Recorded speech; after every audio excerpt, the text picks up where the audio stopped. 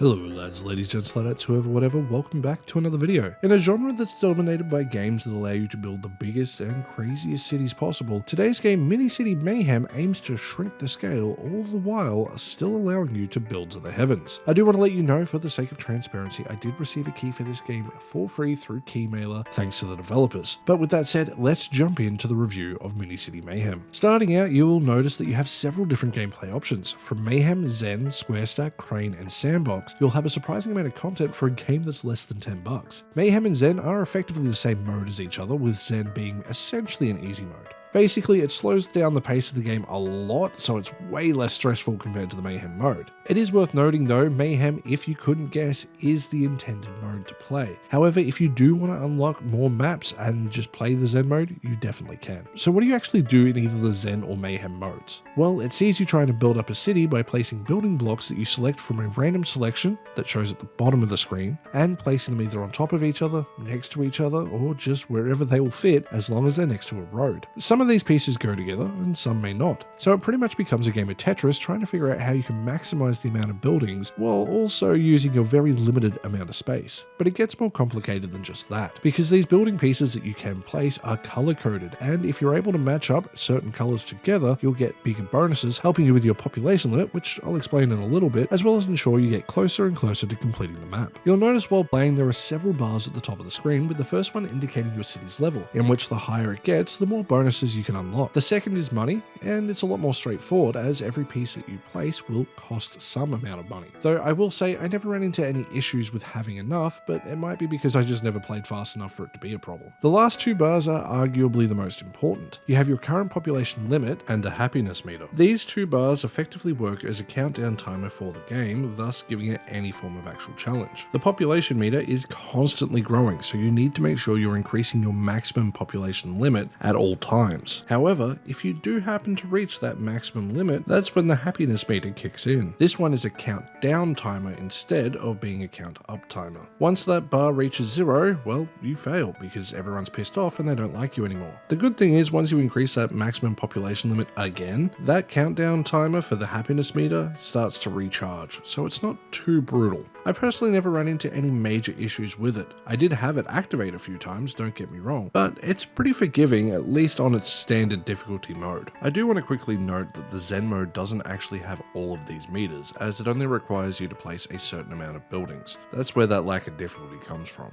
It can definitely get more hectic if you want it to, since there are more difficulty modes as well. There are 3 in total, with there being an easy, classic, and hard, but I would honestly suggest sticking to classic, because although simple, it can definitely be a little bit tricky at first, as you need to make sure firstly you're next to a road, as I've mentioned, and secondly the piece you are placing needs to be done on the appropriate vertical level. By this I mean there are some pieces that are only allowed to be on ground level, and there are others that might only allow for the 3rd or 4th, and so on, making it important for you to place pieces in a way that will accommodate for what might spawn, and also to ensure that you can do it in a timely manner. If you happen to be unable to place anything, you will notice that you do have a re-roll option in the bottom left screen, replacing your entire hand with a new selection. This is in limited amount, so you can't really go crazy with it, at least early on. If you level up enough, you might have dozens there, so it doesn't really become too much of a problem, but make sure you're a bit conservative, at least at the start. The last bit of UI you might notice is in the bottom right corner you'll see a percentage meter and basically a little outline of a monument. This shows you how close you are to finishing the level, as your ultimate goal is to fill up this and then put down a monument. Based on these real life locations, you can expect to see things like the Eiffel Tower, Big Ben, and many others. It's a really cute way to represent some of the most important cultural icons of the world. The maps themselves, although very clearly not a one-to-one representation, are still very clearly inspired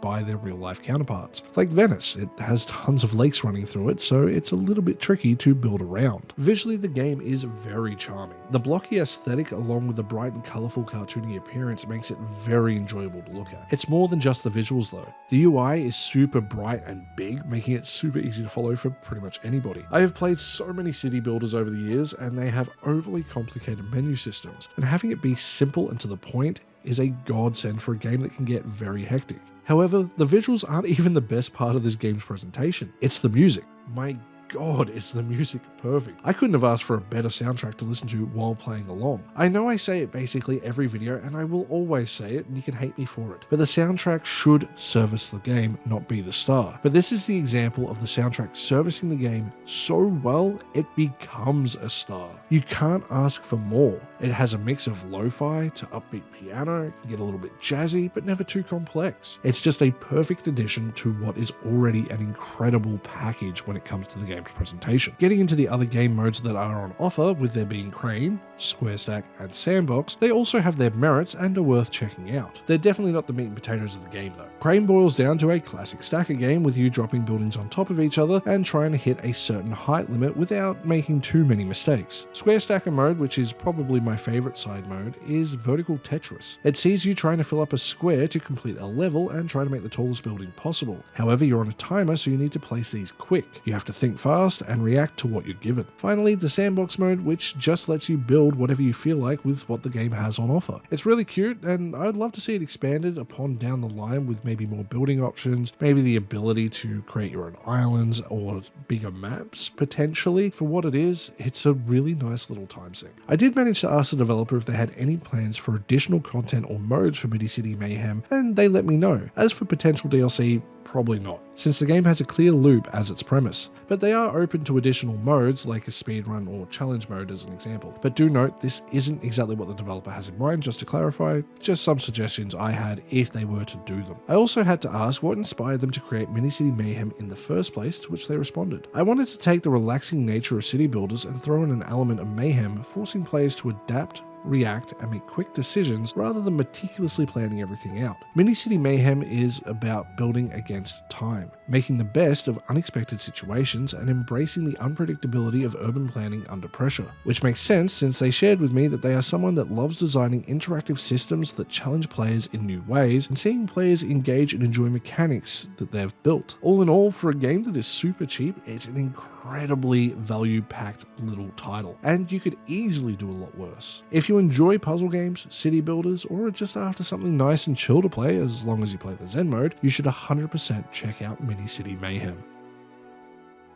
So with that, lads, ladies, gents, ladetts, whoever, whatever, it brings us to the end of another video. I hope you liked this look at Mini City Mayhem. I had a great time playing it, and I will play it a little bit more in future. I still have a couple maps that I do need to unlock, but I do get a little distracted with the Square Stack mode because, for those who don't know, I adore Tetris. It is one of my all-time favorite games. But let me know if you've played it, or if you have any other indie games you would like me to check out. Once again, I do want to give a big thank you to the developer, to Keymailer, for allowing me to play this game and giving me their time to answer some questions that I could put their perspective in this video. If you enjoyed the video, please consider hitting that like button. If you want to go that extra step, you can hit the subscribe button. And if you want to go that extra mile, you can support me on Ko-fi, Patreon, YouTube memberships, like these lovely people here.